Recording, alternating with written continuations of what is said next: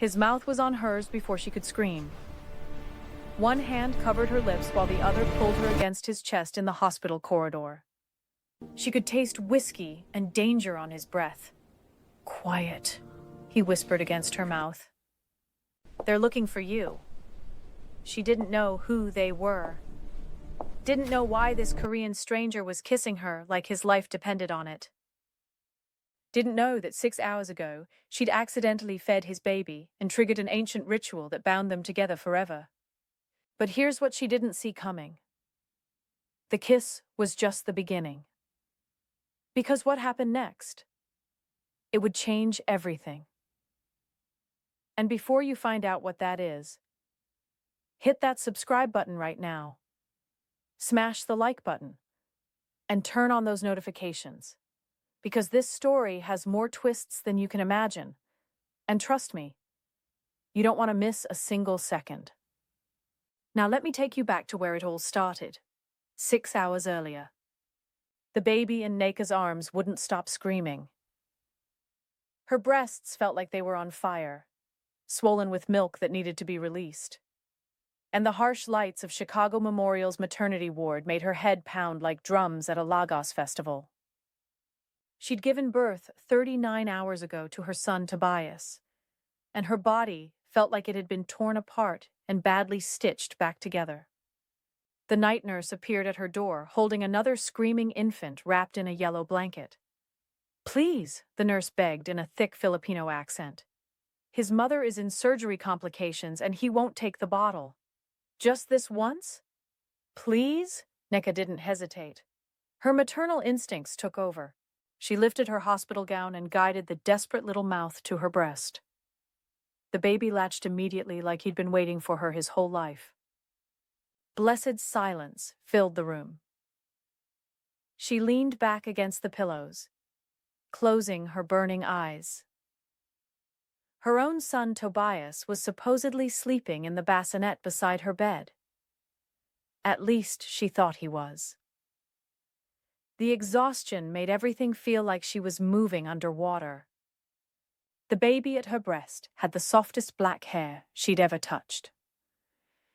She stroked his head gently and hummed a lullaby her grandmother used to sing back in Enugu. The little one's tiny fist curled against her dark skin, and something in her chest cracked open with love she didn't understand. "You're hungry, aren't you, sweet boy?" she whispered in Igbo. The door didn't open. It exploded inward. A man filled the doorway, and Nneka's breath caught in her throat like a bird trapped in a cage. He was tall, dressed in a charcoal suit that probably cost more than everything she owned. And his face looked like it had been carved from marble by someone who understood that beauty could be lethal. Korean.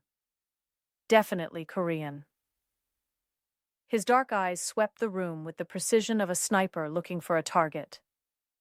When those eyes landed on her, on the baby at her breast, they didn't go wide with shock. They narrowed with something that looked like victory. "What are you doing?" His voice was deep, accented, but not sharp, almost satisfied. Nneka looked down at the baby, then at her own bassinet, where another infant slept peacefully. 2 babies. There were 2 babies. Her heart didn't just stop. It shattered. "Oh God." The words came out in Igbo first, then English. Oh God, I'm so sorry. The nurse brought him and I thought I didn't check the bracelet." She moved to pull the baby away from her breast, panic making her movements jerky. "Don't!" The man crossed the room in 4 long strides that made no sound. Up close, he was even more devastating. A thin scar ran from his left eyebrow to his temple. His cologne mixed with something else. Something that smelled like gunpowder and cedarwood, and violence kept on a very tight leash. "Don't take him away suddenly. You'll frighten him." His eyes dropped to where his son, because this had to be his son, was still contentedly feeding. Something flickered across that beautiful face. Not anger. Not disgust. Something that looked almost like relief. "I'm so sorry," Nneka said again, her voice shaking so badly she could barely form words. "I just had my baby and I'm exhausted, and the nurse said his mother was in surgery and I didn't think—" "You didn't think," he repeated slowly, like he was tasting each word. He looked at the sleeping infant in her bassinet, then back at his own child. "My son is Junwoo." The baby finally released her breast with a contented sigh, milk drunk and satisfied. Nneka quickly covered herself, her face burning with a shame so deep she wanted to disappear into the hospital floor. She'd just breastfed a complete stranger's baby, a stranger who looked like he could buy the entire hospital with the money in his wallet and still have enough left over to buy the city block it sat on. The man, Junwoo's father, carefully lifted his son from her arms with a gentleness that seemed impossible for someone so large. His movements were practiced, confident. The baby curled into his father's chest without waking, fitting there like he'd been designed for that exact space. "How did this happen?" Nneka whispered. "Does it matter?" He said it like he was genuinely asking, not being rhetorical. "It happened. The nurse will be fired." "No." His response was immediate.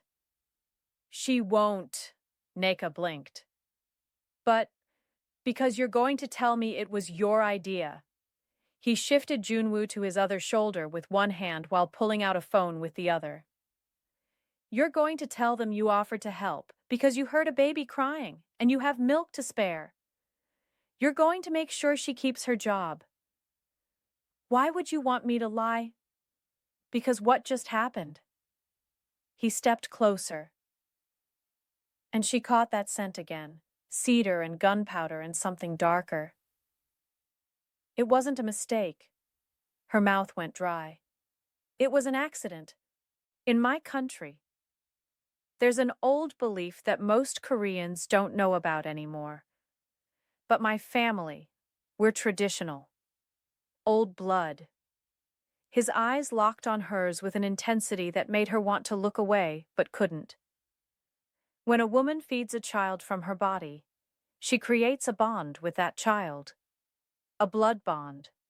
A soul bond. A bond that cannot be broken by time or distance, or even death. Nneka's hands started trembling. "That's just superstition." "Is it?" He tilted his head, studying her like she was a puzzle he was taking his time solving. "Then why does my son look more peaceful now than he has since his mother died 6 months ago? Why did he latch onto you like he'd been waiting his whole life for you? Because he was hungry?" "No." The word was final. "Because he recognized you." The room felt like it was tilting. "Recognized me? We've never met." "Not in this life." He pulled out a business card with his free hand and set it on her bedside table with a care that felt deliberate, intentional. "But somewhere, somehow, you and my son have always known each other. And now that you've fed him, now that you've given him your essence, you belong to us." "I don't belong to anyone." "What's your name?" The question came out soft, almost gentle. "Nneka." "Nneka." He said it perfectly, the Nigerian pronunciation rolling off his tongue like he'd spent years learning how to say it right. "It means mother is supreme, doesn't it?" She nodded, too shocked to speak. "My name is Kang Minho." He adjusted Junwoo on his shoulder. "And whether you believe it or not, what happened tonight changed the trajectory of both our lives. The universe doesn't make mistakes, Nneka. Only people do. And this?" He gestured between them. "This was not a mistake." The door opened. 3 men in dark suits entered without knocking. They didn't ask permission. They just walked in and formed a protective semicircle behind Minho like they'd done it 1,000 times before. Nneka's heart started hammering against her ribs. Who are they? My brothers. Minho glanced at the men. Not by blood, but by choice, by loyalty. One of the men stepped forward. He was shorter than Minho, but moved like a coiled spring. Boss, we need to leave. 15 minutes max before, he glanced at Nneka. Before complications. I need her information, Minho said, not taking his eyes off Nneka. Her full name, phone number, address, next of kin. Why? Nneka clutched the hospital sheets until her knuckles ached. You can't just demand my information. I can, and I am. He moved closer, so close she could see there were actually 2 scars on his face. Not just one. The second was newer, still slightly pink. Because now you're connected to my son, to me, to my world. And my world? His voice dropped to barely above a whisper. My world is not safe for innocent people who stumble into it unprepared. What world? What are you talking about? The man who'd spoken earlier, the coiled spring, stepped forward. He's trying to tell you that you're in danger now. That feeding that baby marked you. Made you visible to people who want to hurt him by hurting the people he cares about. But I don't even know him. Doesn't matter, Minho said. What matters is, they'll think you do. They'll think you're important to me. And they'll use that. Then why not just leave me alone? Pretend this never happened. Because it did happen. His hand came up, fingers barely grazing her cheek, and she felt electricity shoot down her spine. And I don't abandon people under my protection. I never asked for your protection. You asked for it the moment you fed my son. He pulled out a pen and paper from his jacket pocket. Who carried actual paper anymore? And held them out to her. Write down your information. All of it. And I'll make sure nothing bad happens to you or your baby. And if I refuse? The room got very quiet. Very cold. Then I'll find it myself, Minho said. His voice still soft, but with an edge that made her understand exactly what kind of man he was. I'll find out everything about you by tomorrow morning. Where you live, where you work, who you care about, what you fear. But I'd rather you give it to me freely, because choice matters to me. Consent matters, even when the outcome is inevitable. The threat was wrapped in velvet, but it was definitely a threat. Nneka grabbed the pen with shaking hands and scribbled her information. Phone number. Address of her studio apartment on the south side. Her mother's name as next of kin, even though they hadn't spoken in 2 years. She thrust the paper at him like it was burning her fingers. He took it, his fingers brushing hers for just a second. His touch was warm, electric, wrong in how right it felt. Good, he said, pocketing the paper. Someone will check on you tomorrow. Make sure you and Tobias are settling in well. How do you know my son's name? It's on the bassinet. He nodded toward the name card she hadn't noticed before. Then he moved toward the door, his 3 brothers parting to let him through. But he paused at the threshold. One more thing, Nneka. You fed my son tonight when he was hungry and afraid. You showed him kindness when you had every reason to say no. His eyes met hers across the room. I don't forget kindness, but I also don't forget debts. And now you owe me something precious. I don't owe you anything. You gave my son your milk, your essence, your life force. He adjusted the sleeping baby in his arms. In my culture, in my family's tradition, that's a debt that can never be repaid. Which means you and I? He smiled then, and it transformed his entire face from dangerous to devastating. We're bound together now, for better or worse. In this life and whatever comes after. That's insane. Perhaps. His smile widened. But you'll learn, Nneka. You'll learn that I always collect what's owed to me. Always. Then he was gone, his brothers following like shadows that had learned to walk and kill. Nneka sat in the sudden silence, staring at the business card on her table.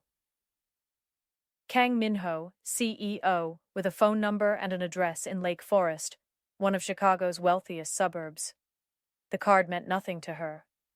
The company name meant nothing. But her hands wouldn't stop shaking. She looked at Tobias, her beautiful sleeping son, and a cold feeling settled in her stomach like ice forming over deep water. What had she just done? Who was that man? And why did his words sound less like a promise and more like a prophecy she couldn't escape? The business card seemed to glow under the fluorescent lights. She should throw it away. Should call security and report him for being threatening. Should forget this ever happened. But something told her forgetting Kang Minho would be impossible. And here's what she didn't know. He'd already made his first move. 20 minutes after leaving her room. Minho was in his car, with Junwoo asleep in the car seat beside him. His brother Taejin was driving while his other two brothers, Yujin and Mingyu, sat in the back. So? Taejin asked, glancing in the rearview mirror. Is she the one? Minho stared at the paper with Nneka's information. Her handwriting was messy, hurried, terrified. Yes. You sure? Because you said, I'm sure. Minho cut him off. The prophecy said a woman would feed Junwoo and complete the circle. A woman from across the ocean. A woman who carries the strength of her ancestors in her blood. He looked at his sleeping son. It's her. What if she runs? Mingyu asked from the back. She won't. Minho's voice was certain. Not once she realizes what's coming for her. And what is coming for her? Yujin's tone was careful. The same thing that's been coming for us since my father died. Minho's jaw tightened. The Red Lotus clan. They've been watching me, waiting for me to show weakness, waiting for an opening to destroy everything my family built. And now they've found it. Her, Taejin said. They'll come after her. Exactly. Which is why we need her close. Inside the fortress. Under protection. Minho looked at Junwoo again. And if the prophecy is right, if she truly is the one the spirits sent, then she's not just Junwoo's salvation. She's ours. But here's what Minho didn't say out loud. He'd felt something when Nneka touched him. Something he hadn't felt since his wife died. Hope. And hope, in his world, was the most dangerous thing of all. She saw him again, 48 hours later. Nneka was being discharged from the hospital, struggling to juggle Tobias in one arm and her discharge papers in the other, when a black Mercedes pulled up to the hospital entrance. The back window rolled down. Minho. Looking like he'd stepped out of a photo shoot in his navy suit. Good afternoon, Nneka. Her stomach dropped like an elevator with cut cables. What are you doing here? Making sure you get home safely. He gestured to his driver. And the car door opened. He stepped out, and she noticed he was holding a car seat. An empty car seat. Where's Junwoo? Home with his nanny. I came to help you. I don't need your help. You're a single mother being discharged from the hospital with a newborn and no car. You were going to take public transportation, weren't you? His eyes traveled over her worn jacket. The diaper bag held together with duct tape. Let me drive you home. No, Nneka. He stepped closer. Voice dropping. I'm not asking. I'm telling you that you're getting in this car. I'm taking you home. And we're going to have a conversation about what happens next. Nothing happens next. That's where you're wrong. He pulled out his phone and showed her something. A photograph of her apartment building, taken from across the street, time stamped from 2 hours ago. Her blood turned to ice. What is that? That's someone watching your apartment. Someone from a group that wants to hurt me. Someone who now knows you exist because they have people inside this hospital on payroll. His voice was gentle but firm. You have a choice, Nneka. You can get in this car and let me protect you. Or you can go home and hope they decide you're not worth the trouble of kidnapping. This is insane. This is my world. He took Tobias from her arms before she could protest, carefully, expertly, like he'd held 1,000 babies. And you became part of it the moment you fed Junwoo. Now get in the car. She should have refused, should have screamed, should have run. But she looked at Tobias in this stranger's arms, looked at the photograph of her apartment being surveilled, and got in the car. The drive was silent for the first 10 minutes. Minho sat in the back seat with her. Tobias in the car seat between them. His driver navigated Chicago traffic with the kind of precision that came from years of practice. Who are you? Nneka finally asked. Really? I told you. Kang Minho? That's a name, not an answer. Who are you that people are watching my apartment? Who are you that you travel with armed men and know about ancient Korean prophecies? He was quiet for a long moment. Then, I'm the head of a family organization. Some people call it the Korean mob. Some call it a syndicate. I call it a legacy my father built and I inherited. Her heart started pounding. You're a criminal. I'm a businessman who operates in gray areas the law doesn't understand. He looked at her. I move money across borders. I provide protection to people who need it. I make problems disappear. And yes, sometimes that involves violence. Sometimes it involves blood. He paused. But I'm not a monster, Nneka. I don't hurt innocent people. I don't traffic humans or drugs. I have rules. A code. Why are you telling me this? Because you deserve to know what you're getting into. What you've already gotten into. He reached over and adjusted Tobias's blanket with a gentleness that surprised her. The Red Lotus clan, my enemies, they don't have rules. They don't have codes. If they think you matter to me, they'll take you, hurt you, use you as leverage. And they'll do it without hesitation. Then why not just leave me alone? Pretend we never met because of the prophecy.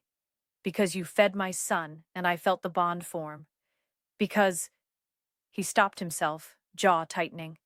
Because I can't. Can't or won't. Both. His eyes met hers.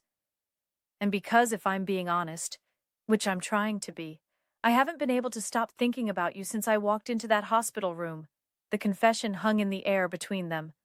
Where are you taking me? Nneka asked quietly. Home. Your apartment. So you can pack a bag. And then? Then you're coming to live with me. In my house. Where you'll be safe. Where Tobias will be safe. Where no one can touch you without going through me first. I can't just move in with a stranger. You can, and you will. His voice was firm. Because the alternative is going home, bolting your door, and hoping they don't break it down in the middle of the night. And Nneka? He leaned closer. They will break it down. It's only a question of when. She looked at Tobias, sleeping peacefully between them, and felt tears burn her eyes. I didn't ask for any of this. I know. His hand covered hers briefly. But it's happening anyway. And I'm sorry for that. Truly. But I'm not sorry I met you. I'm not sorry you fed my son. Because somehow, For the first time since my wife died, I feel like I can breathe again. The car pulled up to her apartment building. It looked even more run down than usual. Trash on the sidewalk. Broken streetlight. Graffiti on the walls. And across the street, exactly where the photograph had been taken, a black van sat with tinted windows.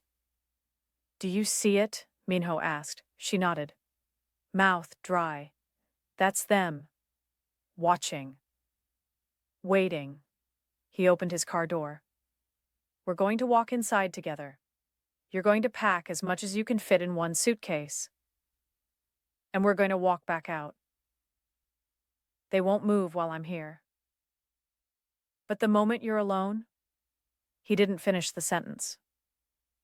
She didn't need him to. They walked inside. Minho carried Tobias while two of his brothers flanked them. Her apartment was on the 3rd floor. No elevator.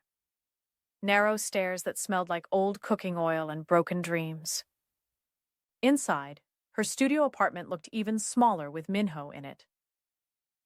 He filled the space just by existing. His brothers waited outside the door. 10 minutes, he said. She packed in silence. Clothes for herself and Tobias. Diapers. Formula, even though she was breastfeeding, just in case. Her grandmother's Bible. The only photograph she had of her father. Everything important fit in one battered suitcase. "Is this really necessary?" she asked as she zipped it closed. "Can't you just, I don't know, tell these Red Lotus people I don't matter to you? They wouldn't believe me."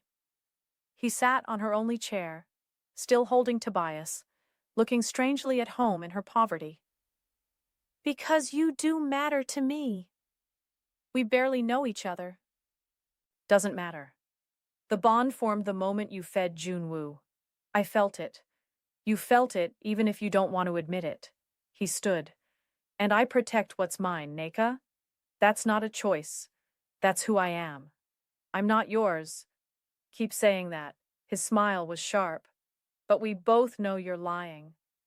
They left the apartment. Walked down the stairs. Out onto the street where the black van still sat watching. Minho's driver had the trunk open. They loaded her suitcase. Got in the car.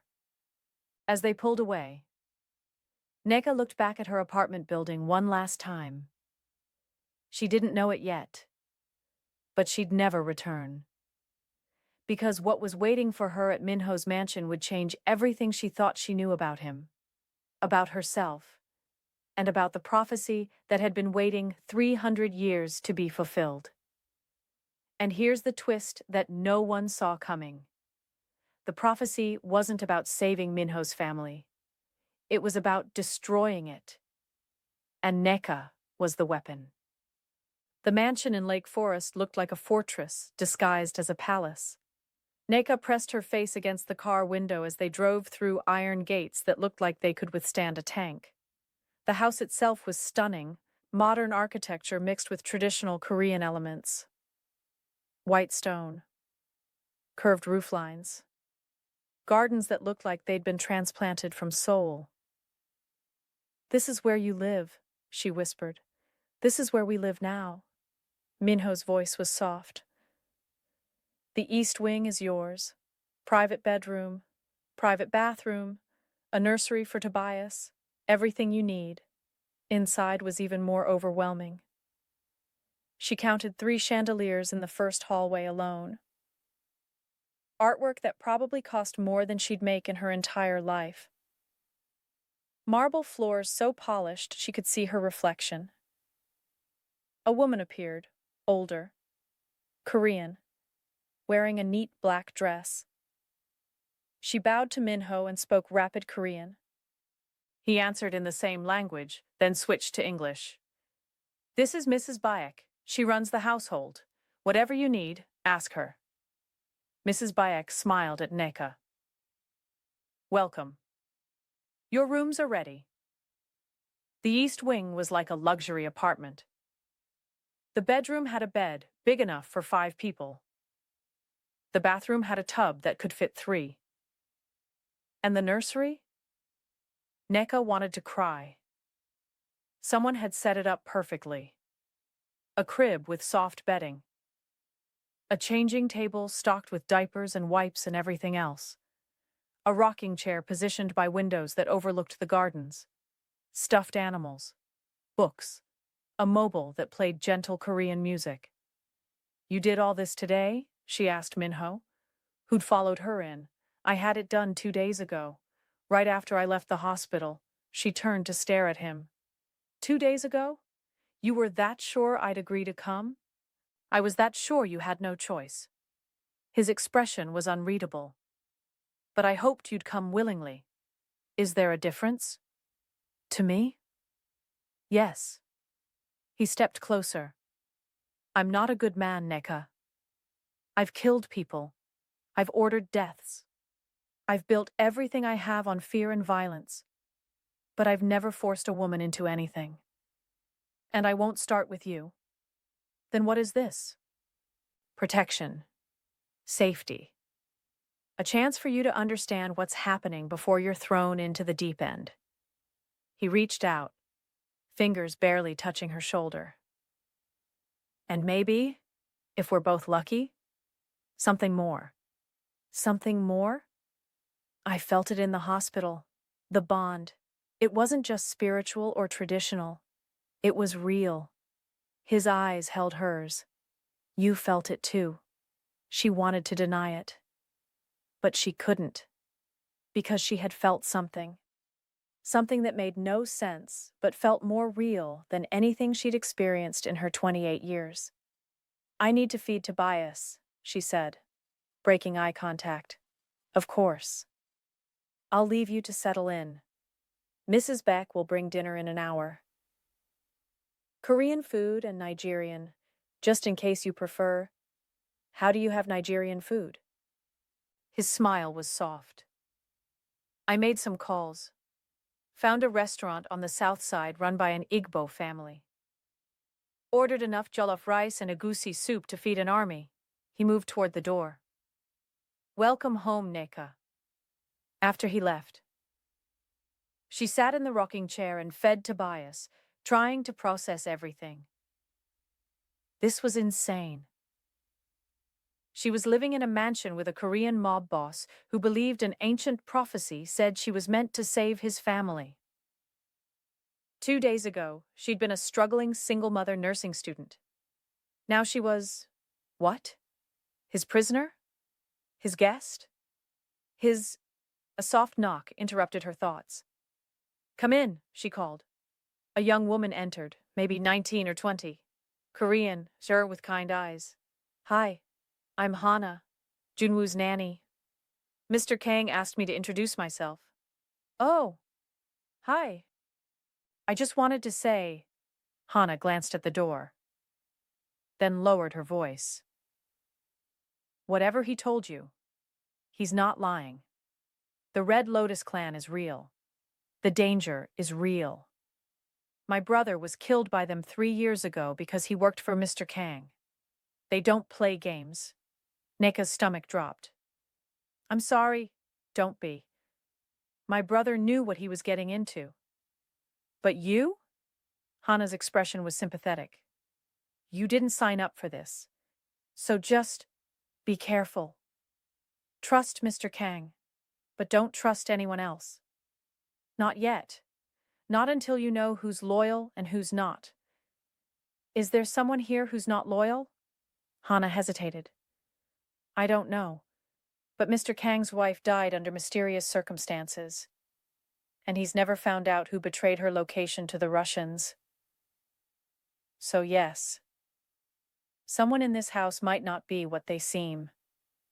Then she was gone, leaving Nneka with more questions than answers.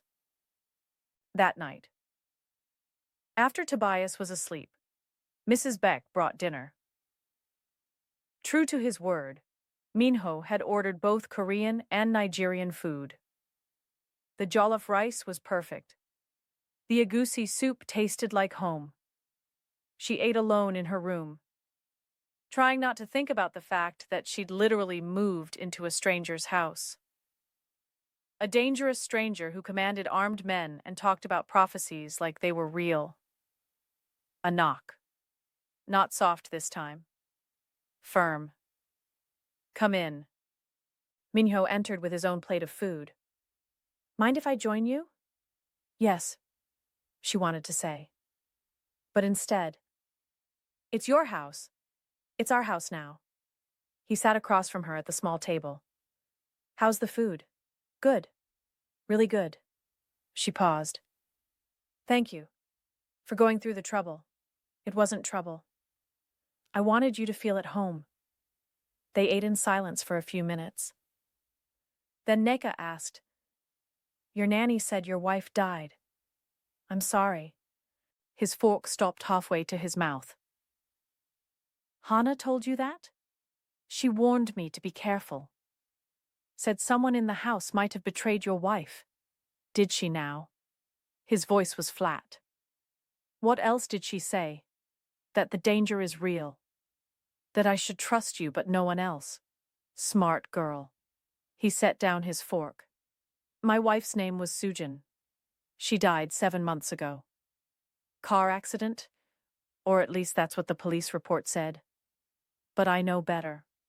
Her brakes were cut. Someone wanted her dead. Do you know who? I have suspicions, but no proof. His jaw tightened. And without proof, I can't move against them. Can't risk starting a war with the wrong people. What about the right people? If I knew who the right people were, they'd already be dead. He looked at her. Which is why you need to be careful. Trust Mrs. Baek. Trust Hana. Trust my brothers, Taejin, Yujin, and Mingyu. But everyone else? He shook his head. Everyone else is suspect until proven otherwise. That sounds like a terrible way to live. It's the only way to live in my world.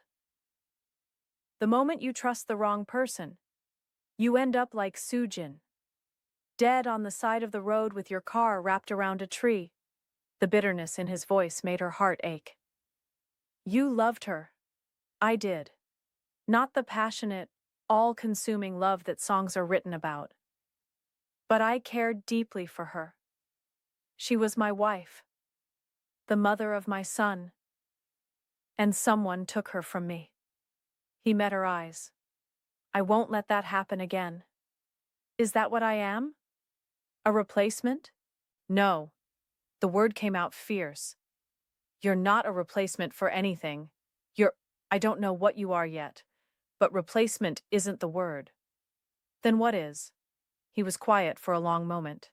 Destiny. Maybe. Or fate. Or just the universe's way of giving me a second chance at something I didn't know I needed. The intensity in his eyes made her look away. Tell me about the prophecy.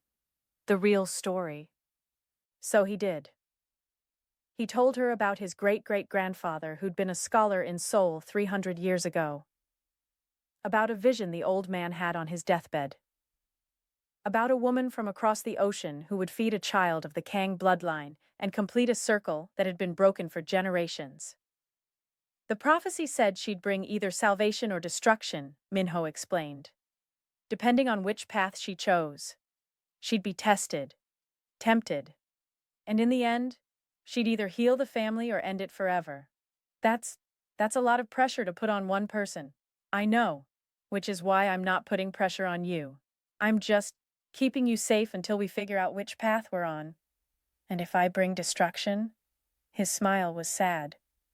Then at least I'll have had the pleasure of knowing you first. The days that followed fell into a strange routine. Mornings with Tobias. Breakfast with Minho and Junwoo. The babies seemed fascinated with each other, reaching across the space between their high chairs, making sounds that almost seemed like conversation.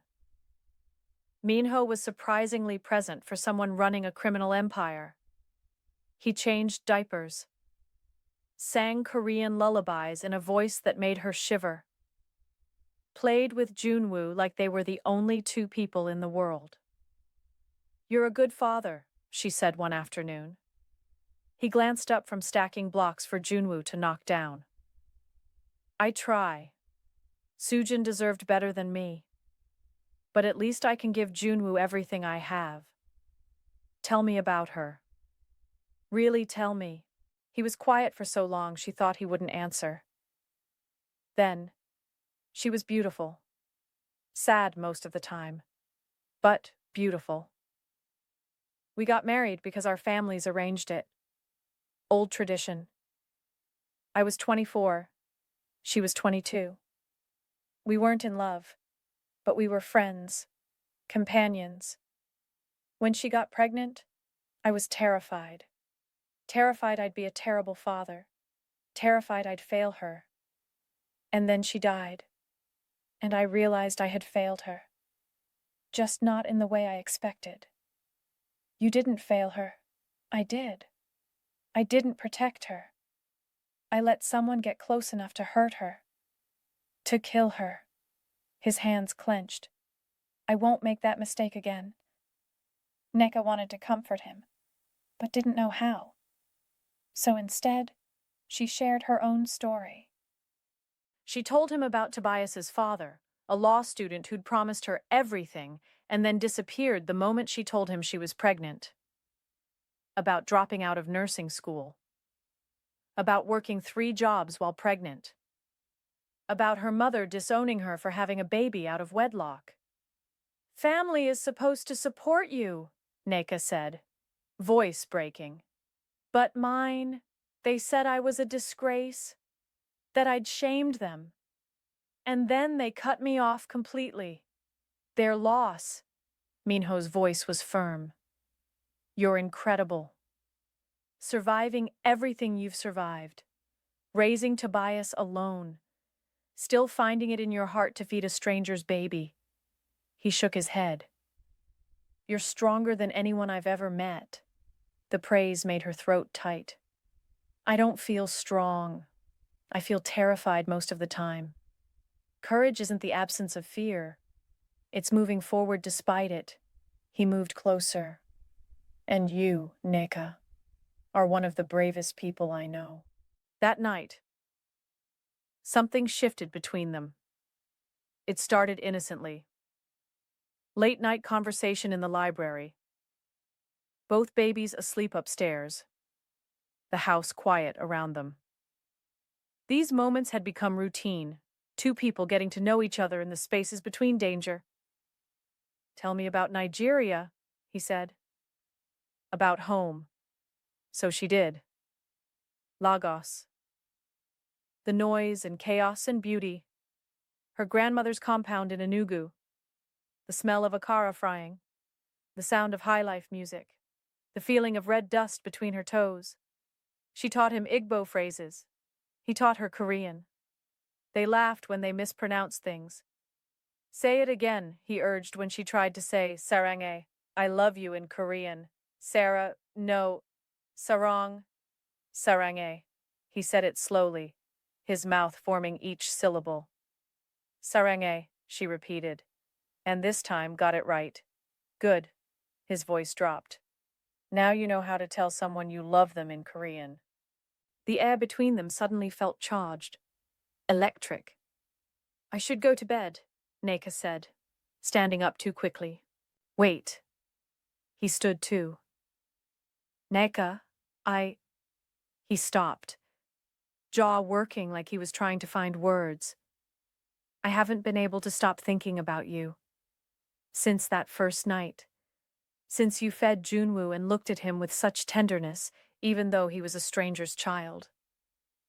Since you've been living here and making this house feel like a home instead of a fortress. He ran a hand through his hair. I know this is complicated. I know you probably don't feel anything for me except maybe fear and confusion. But I needed you to know I do feel something. The confession burst out of her before she could stop it. I don't understand it. I don't know what it means.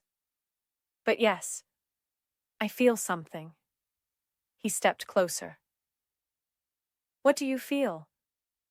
I feel like I've been waiting for you my whole life without knowing I was waiting. Like some part of me recognized you the moment you walked into that hospital room. Like this is insane and terrifying and somehow exactly where I'm supposed to be. She laughed, but it sounded broken. Which is crazy, right? Because we barely know each other. Because you're you and I'm me, and this shouldn't work. He kissed her. Just stepped forward and kissed her like he'd been dying to do it for weeks. His mouth was soft at first. Gentle. Questioning. His hands came up to cup her face with a tenderness that made her want to cry. She kissed him back. Couldn't help herself. Couldn't resist the pull of whatever this was between them. The kiss deepened. His tongue swept into her mouth and she moaned. His hands moved to her waist, pulling her flush against him. And she felt him hard against her stomach. Nneka, he breathed against her mouth. We should stop. Why? She kissed his jaw, his neck, tasting salt and that cedar scent. Because if we don't stop now, I won't be able to. And you deserve better than being taken in a library. You deserve. You. I deserve you. She pulled back to look at him. I don't know what's happening between us. I don't understand the prophecy or the bond or any of it. But I know I want this. I want you. His eyes searched her face. Are you sure? Yes. He kissed her again, harder this time, more demanding. His hands roamed her body, her back, her sides, her hips, like he was memorizing her shape. Not here, he murmured. Not like this. Come with me. He led her through the mansion to his bedroom. It was enormous, decorated in dark blues and grays, dominated by a massive bed that looked like it could fit 6 people. Are you sure? He asked again, even as he was pulling her closer. Yes. Stop asking. So he did. He undressed her slowly, reverently, like he was unwrapping something precious. When she stood before him in just her underwear, plain cotton, nothing fancy, he looked at her like she was the most beautiful thing he'd ever seen. Perfect, he whispered. You're perfect. She helped him out of his shirt, revealing a chest marked with scars. Old wounds. New wounds. Evidence of a violent life. But she kissed each one, tracing them with her lips until he groaned. Nneka, your turn to be quiet. She pushed him onto the bed and climbed over him, straddling his hips. Let me, just let me. She kissed down his chest, his stomach, until she reached the waistband of his pants, looked up at him through her lashes. You don't have to, he started. I want to. And she did. She'd only done this once before, with Tobias's father, and it had been awkward and quick. But this felt different. This felt right. She freed him from his pants. He was thick and hard and gorgeous, and took him in her mouth. He groaned, head falling back. God, Nneka. She worked him slowly, learning what he liked, what made him gasp, what made his hands clench in the sheets. And when he was trembling, when he was close, he gently pulled her off. Not like this. I want to be inside you when I come. He flipped them, positioning himself between her thighs. Are you sure? He asked one more time. Yes. Please. He entered her slowly, carefully, giving her time to adjust. He was big, and it had been a long time, and the stretch burned in the best way. When he was fully seated inside her, they both groaned. Don't move, she gasped. Just give me a second. He held still, trembling with the effort of restraint.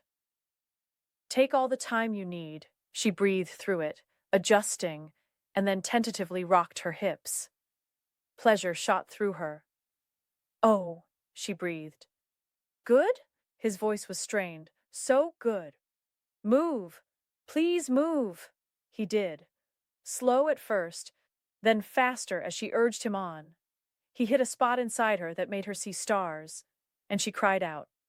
There? He asked. Yes. God, yes. There. He angled his hips, hitting that spot over and over until she was writhing beneath him, fingers digging into his back, desperate for release. Touch yourself, he commanded.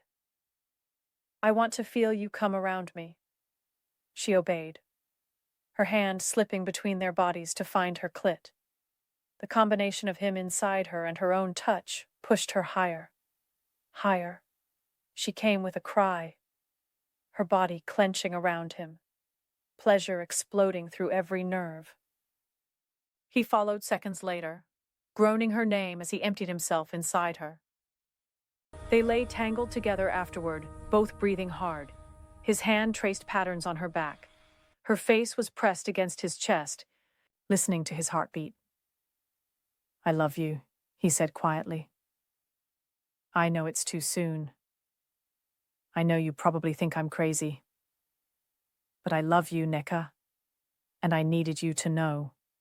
She lifted her head to look at him. I think I'm falling in love with you too. And yes, it's crazy. Yes, it's too soon. But I feel it. I feel you. She pressed her hand over his heart.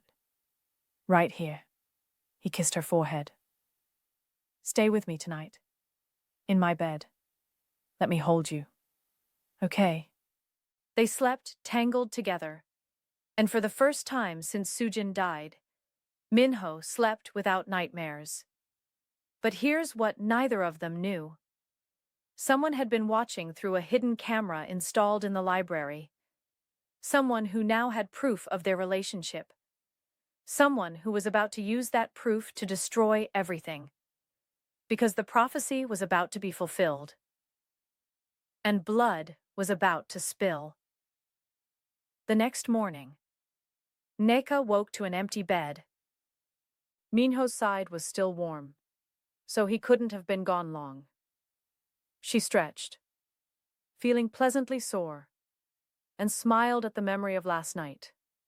Then she heard shouting. Loud. Angry. In Korean. She threw on Minho's shirt, it fell to her thighs, and ran toward the noise. She found him in his office, surrounded by his brothers, all of them yelling at a screen on the wall. When she entered, they all fell silent. What's wrong? She asked. Minho's face was pale. Go back to the bedroom. What's wrong? She repeated. Firmer this time. He exchanged looks with Taejin, then gestured to the screen. This arrived an hour ago. It was a video of her and Minho in the library, kissing. But that wasn't the worst part. The worst part was the message underneath. You took something from us. Now we'll take everything from you. Starting with her. The video ended. Nneka's legs gave out. Taejin caught her before she hit the ground. Who sent this? She whispered. The Red Lotus clan, Minho said, his voice deadly calm. They've been watching the house. They have cameras inside, which means someone on my staff has been helping them. We're running facial recognition on everyone, Mingyu added. We'll find the traitor. It doesn't matter, Minho cut him off. They've made their move, which means we need to make ours. He looked at Nneka. I need you to go pack. Essential items only. We're leaving in 20 minutes. Leaving? Where? Somewhere safe. Somewhere they can't reach you. He cupped her face. I'm sorry. I'm so sorry. I should have been more careful. This isn't your fault. It's completely my fault. I brought you into this world. I made you a target, and now I have to fix it. How? His smile was sharp. Cold. By giving them exactly what they want. Which is? Me. Her heart stopped. No. I'm going to offer myself in exchange for your safety. A trade. Me for guaranteed protection for you and the boys. That's insane. They'll kill you, probably. But you'll be safe. Tobias will be safe. Junwoo will be safe. That's what matters. No! She grabbed his shirt. No! There has to be another way. There isn't. This is the only way to end it. He pulled her into his arms. And I'd rather die knowing you're alive than live knowing I got you killed. She was crying now. Full body sobs. Please, please don't do this. I have to. He kissed her forehead, her cheeks, her lips. I love you. Remember that. No matter what happens, I love you. I love you too. Then let me protect you. One last time. But here's what Minho didn't know. Nneka had no intention of letting him sacrifice himself. And here's what Nneka didn't know. The prophecy was about to reveal its true meaning. Because the woman from across the ocean wasn't meant to save the Kang family. She was meant to save Minho. By destroying the Red Lotus clan herself. And in 24 hours, she would do exactly that. But first, she had to learn the truth about her grandmother's past. About the secret her family had been keeping for 3 generations. About the reason the prophecy mentioned her specifically. Because Nneka's great-great-grandmother? She'd been Korean, and she'd been a Kang. Which meant Nneka wasn't just some random woman who'd stumbled into Minho's life. She was family. Blood family. And the bond she'd felt when she fed Junwoo? It wasn't mystical. It was genetic. Recognition. Coming home. This revelation would come in the next 6 hours. And it would change everything. But for now, as Minho made plans to sacrifice himself, as his brothers prepared for war, as Nneka held Tobias and tried not to fall apart, none of them knew what was coming. None of them knew that the woman they were trying to protect. She was the most dangerous person in the room. Because hidden in her DNA was the key to activating an ancient bloodline power that the Kang family had thought was lost forever. A power that would allow her to do something impossible. Something that would save Minho's life. Something that would end the war. But it would cost her something precious in return. And in 24 hours, she would have to make the hardest choice of her life. Save the man she loved. Or save herself. She couldn't have both. The prophecy had always been clear about that. Salvation or destruction. Never both. And time was running out. Mrs. Beck found Nneka in the nursery an hour later, holding Tobias and crying silently. Mrs. Kang, the older woman said softly. I'm not Mrs. Kang.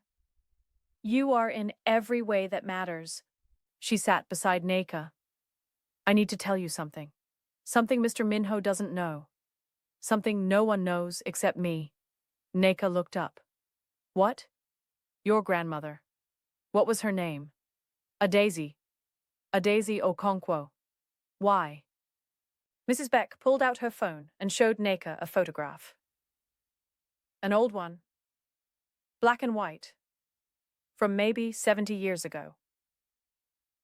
A young Korean woman stood next to a young black man.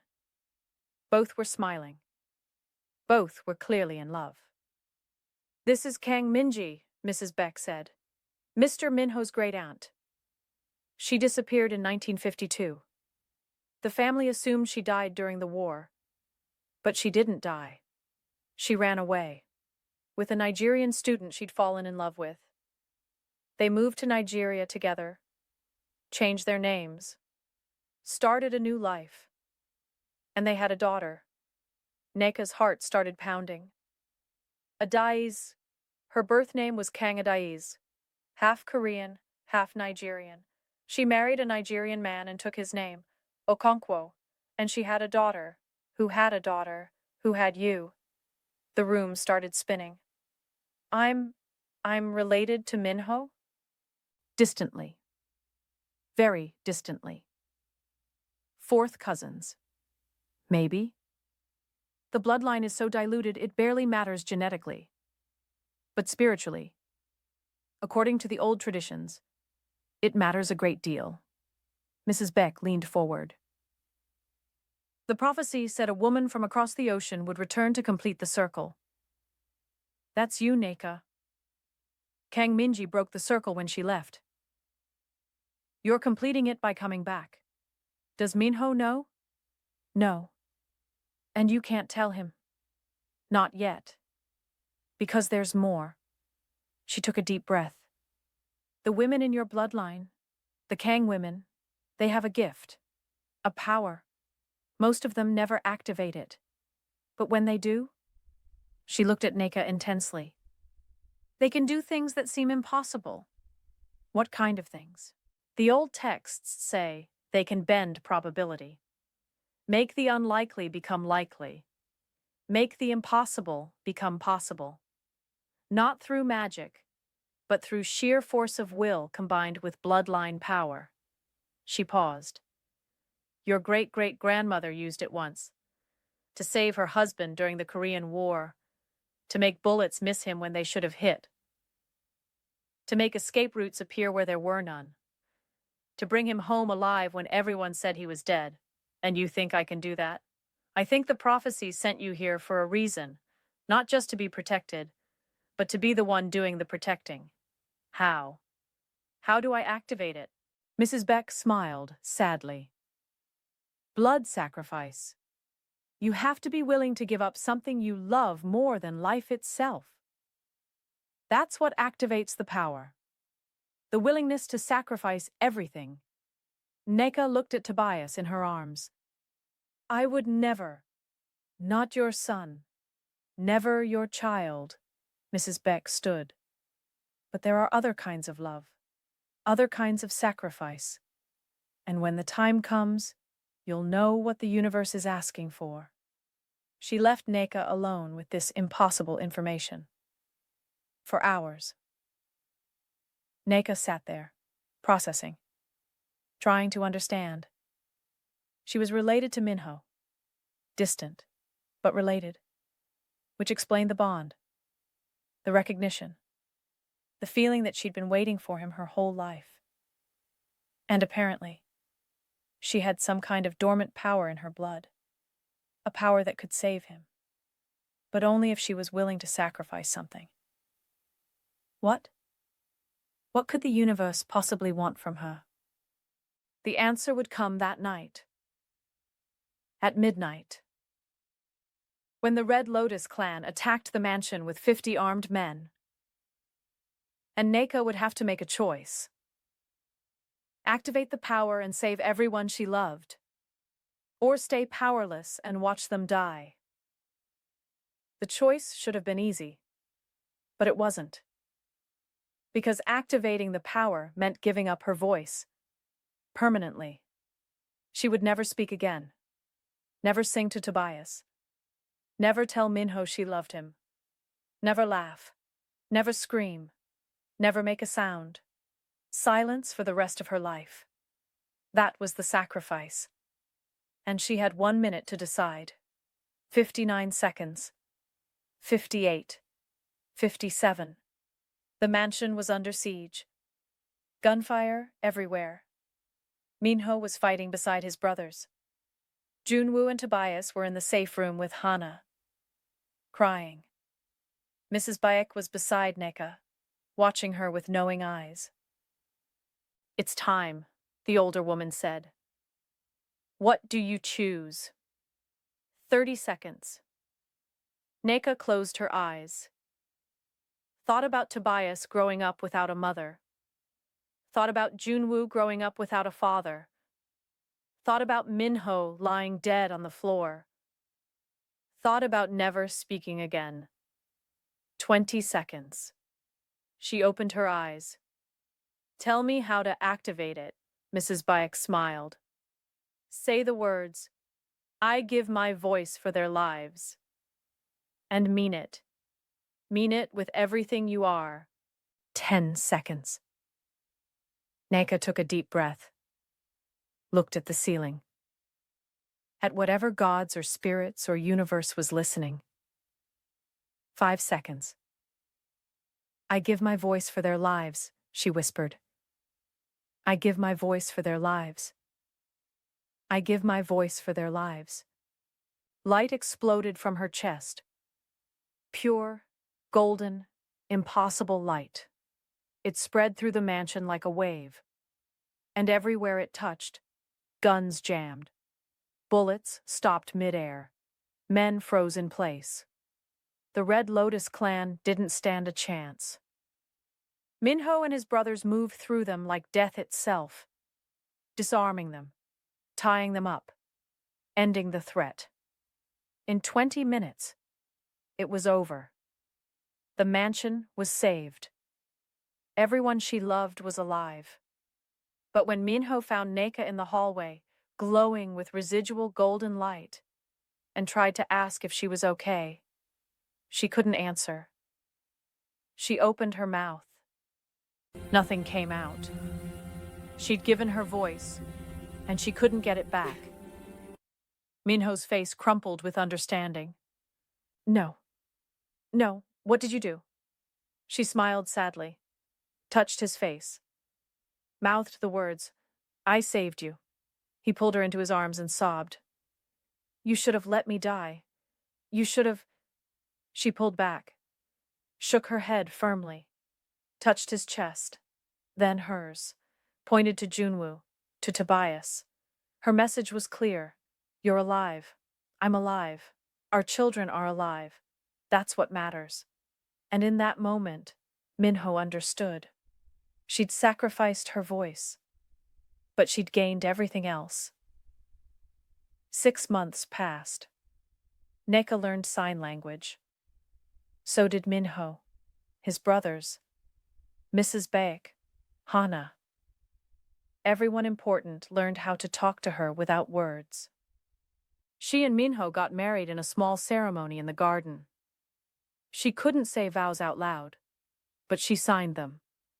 I love you. I choose you. Forever. He signed back. Forever. They had another baby. A daughter. Named Minji, after Nneka's great-great-grandmother who'd started it all.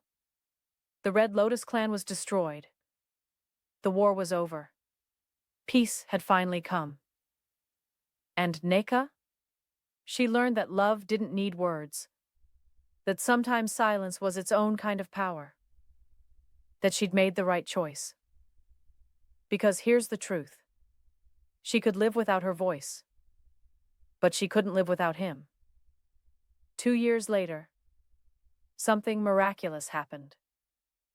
Nneka woke up one morning and felt something different in her throat. A tingling. A warmth. She opened her mouth experimentally. Minho, she whispered.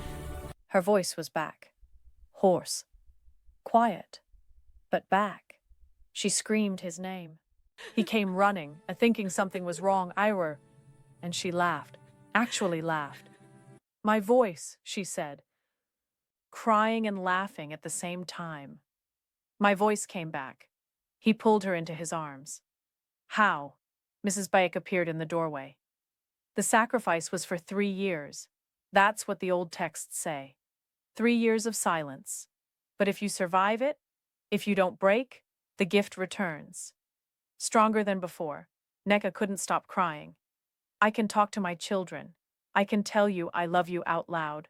I love you, Minho said fiercely. Say it. Say it out loud. I love you, she said. Her voice was rough, unused, but beautiful. I love you. I love you. I love you. They stood in their bedroom, holding each other, crying and laughing, while their children played in the next room and sunlight streamed through the windows. And Nneka realized something. She'd given up her voice to save the people she loved. But in the process, she'd found her true voice, the one that had been waiting inside her all along. The voice of someone who'd crossed an ocean, survived a war, activated an ancient power, and chosen love over everything else. Sometimes, the wrong baby leads you to the right family. Sometimes, an accident is actually destiny wearing a disguise. Sometimes, the thing that breaks you is the same thing that makes you whole.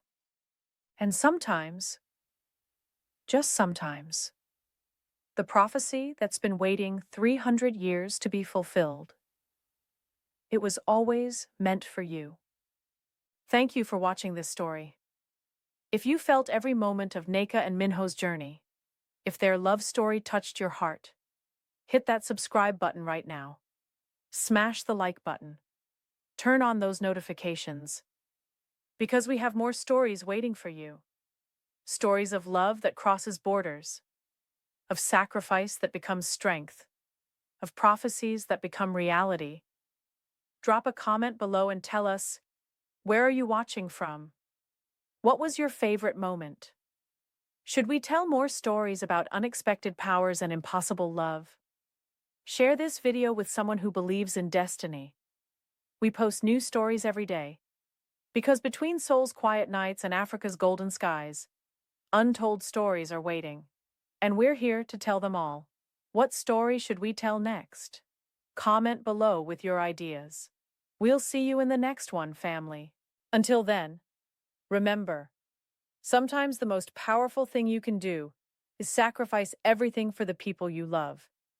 Because that's when you discover you were always stronger than you knew.